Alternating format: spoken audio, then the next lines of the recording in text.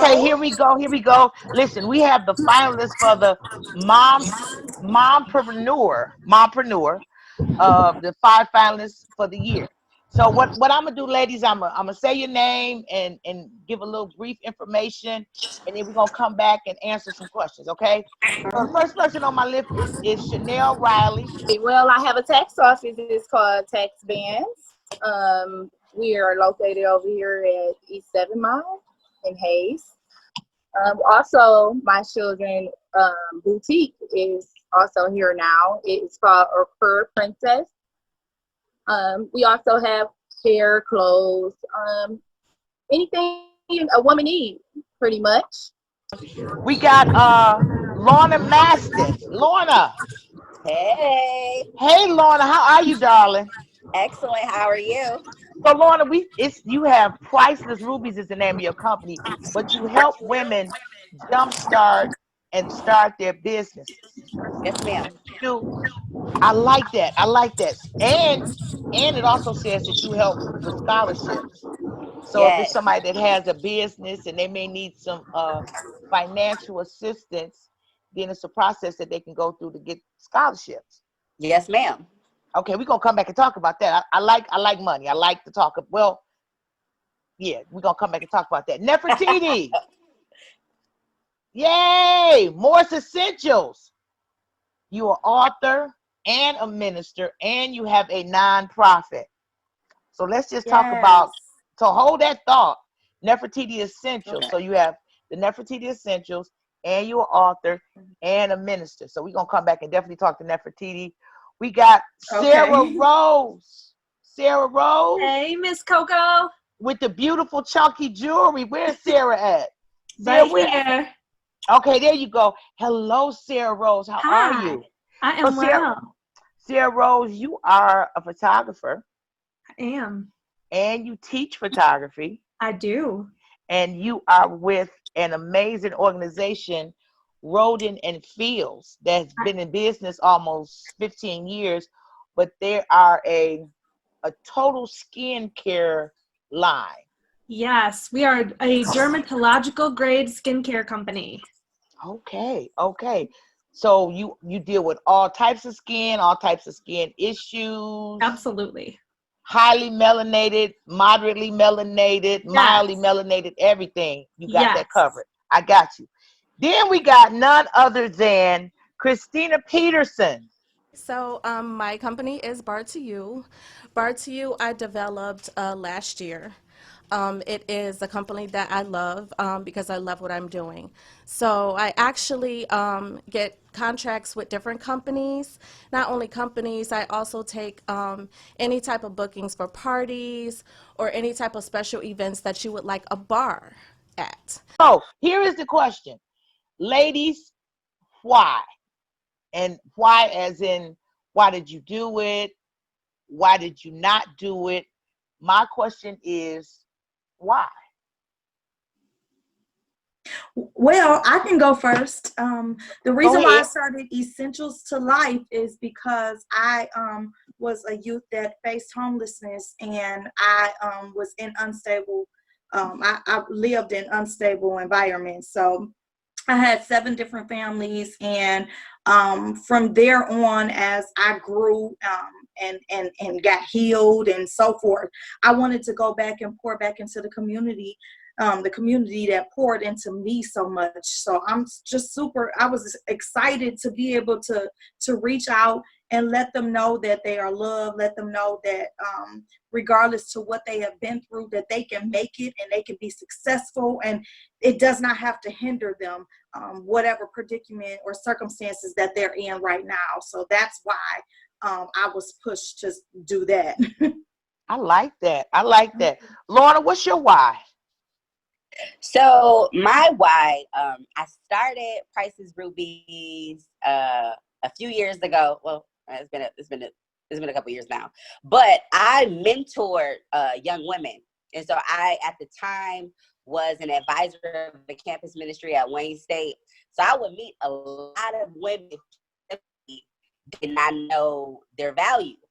Okay. And by knowing their values, they carried themselves in a certain type of way, and they did certain things. And I'm like, man, if I could really show them how valuable they are, they would not make some of the decisions that they make. So Price's Rubies is a combination of multiple programs. We do several different things, all attempting to target a very neglected area or group of people.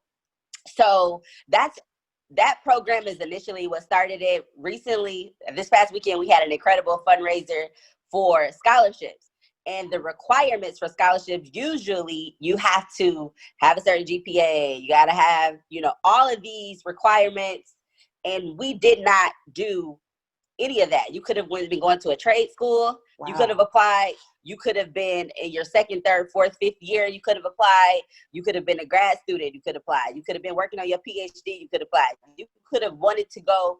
You could have wanted to be a painter, a carpenter, anything. You just had to be making a decision to further yourself in order to qualify. So we specifically, when I went to college, I had some opportunities, but I didn't have the best GPA. I didn't volunteer and everything. And so my opportunities were typically limited.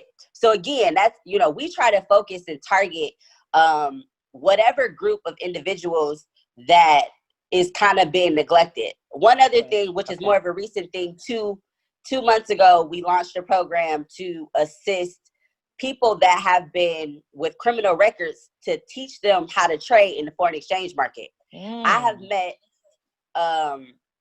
one of the educators on this platform we're with. He was a 6-time felon. And after he got out of jail the 6th time, he learned how to trade. And now he's a multimillionaire. So we just specifically try to do things that target a neglected area just to kind of further the community, no matter where you're from. So that's my why. Okay, Sarah Rose, where are you, beautiful? I am right here. So I don't know if you guys can see, there's a picture of my daughter on the wall over here, and she's my why every single day. But my original why, so oftentimes we make it through high school and we are forced into this situation where we feel like we have to go to college. We must go to college and able to succeed. It's a goal. It's a goal that people have for you regardless of if you have that for yourself. And don't get me wrong, I'm a Spartan through and through. I loved my time at college. Okay. But when I graduated from college, there was not a single job in my field that I took all my money that I didn't even have yet and applied myself for. And I was fortunate enough that I've always had an artistic background, and it's always been calming to my soul. And instead of college, why not trade school? So after college, a man near and dear to my life, my now husband, he said, you know what? You don't need to go chase something in another state away from your family that you're not ready to leave. I had 2 sick parents at the time. He said, you can stay here and make your dreams come true. If your degree didn't exist, what would you do? What would make you happy? Whoa. And photography was the first thing that came to mind. So 10 years ago, I started my business, and now teaching my students at the college, which yes, they're in college, but it's a trades program, which I love. I'm teaching individuals from, sometimes I have 14-year-olds and sometimes I have 74-year-olds. Wow. I'm teaching individuals that are ready for a life change, that want to pursue something they're passionate about, not something they're streamlined to do. So if anybody's out there thinking about trade school because you're passionate about using your hands and working in a field that you love, don't knock it. Wow, that's great. So I want you ladies to travel with me. I'm going to take you we're going to go on a little mini excursion. Mm-hmm. I want you to go back in your mind to the first time you felt awkward or you felt like you didn't fit in when you were younger. And I want you to speak to that young lady and tell her something that now you know is the truth. Go back to the first time you may have been told that you were too tall or too big or too short or whatever it may be. But I want you to go back and just speak to her and just tell her something. Tell that little girl or that teenager or whatever, tell her something that you learned now as an adult woman. I would say to my younger self, Nefertiti, you are more than what you have experienced, and you're gonna be more than you could ever dream of. And God loves you, and regardless to what it looked like, it's not your fault that you had to experience what you had to experience. And listen, you are beautiful inside and out. So invest in yourself instead of trying to invest in things that is only temporary. You know, sometimes that's what we do. We try to pour in things into our body, into our minds, our spirits, just things that don't even matter. And it end up diminishing who we are to a certain degree. And then you start living with guilt. So I would say, listen, you don't have to live with no guilt. You don't even have to get into that space. You don't have to walk in fear, because you are amazing. You are going to be a phenomenal woman. So I would say that to her. Okay, Lorna. I would tell myself that it will all make sense.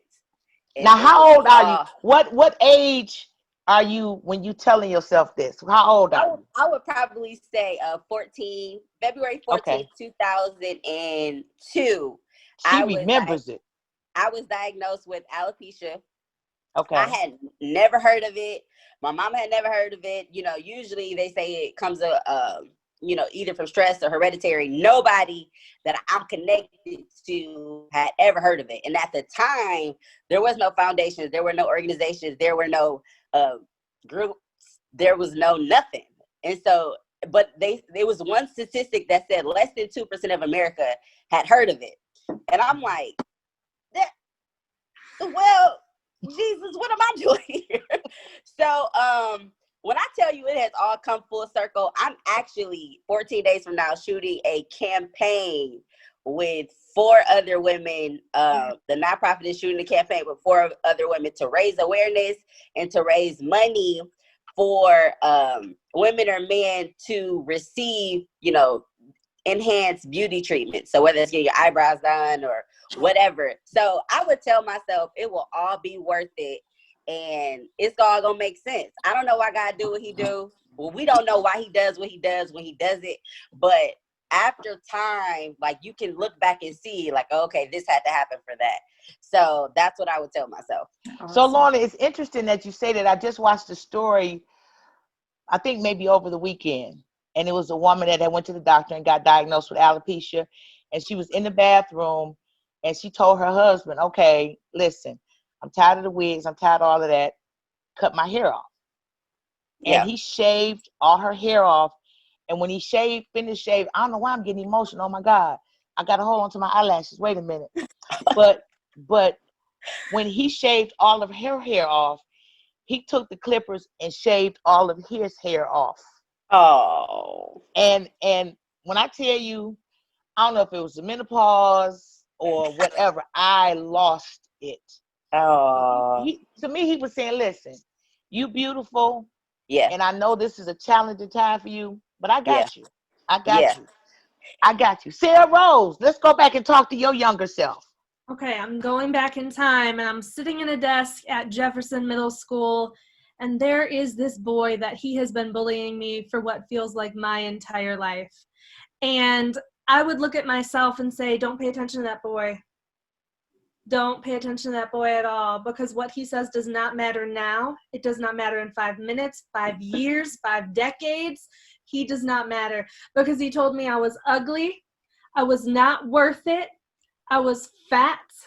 He told me I did not matter, and I was a sorry excuse for a human because I did not know how to stand up for myself, and I let him sit there and run his mouth.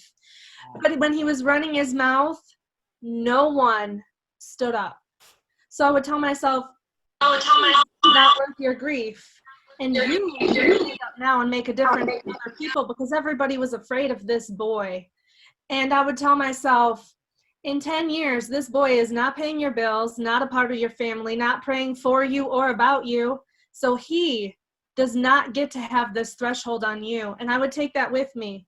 And I do now. I feel that way, that if they're not paying your bills, praying with you, holding you up, uplifting you when you need it, why are we giving people this weight in our lives that we shouldn't be? The only thing we should be doing is pray for them, because there's something going on. We should pray for them. So you know, that's I where got I'm to at. ask you the ultimate question, because I was bullied as well. Have you seen that young man since you've been an adult? I have not seen him in person. I have seen him through social media. People have said, oh my goodness, there he is, because he was like an anomaly. Nobody knew where he went. I can say I'm happy where I'm at. He looks happy where he is. He probably grew up. There's a reason why people do that. But Yeah. the thing is, they do that because they're hurting already. Hurt people, if you've ever heard that.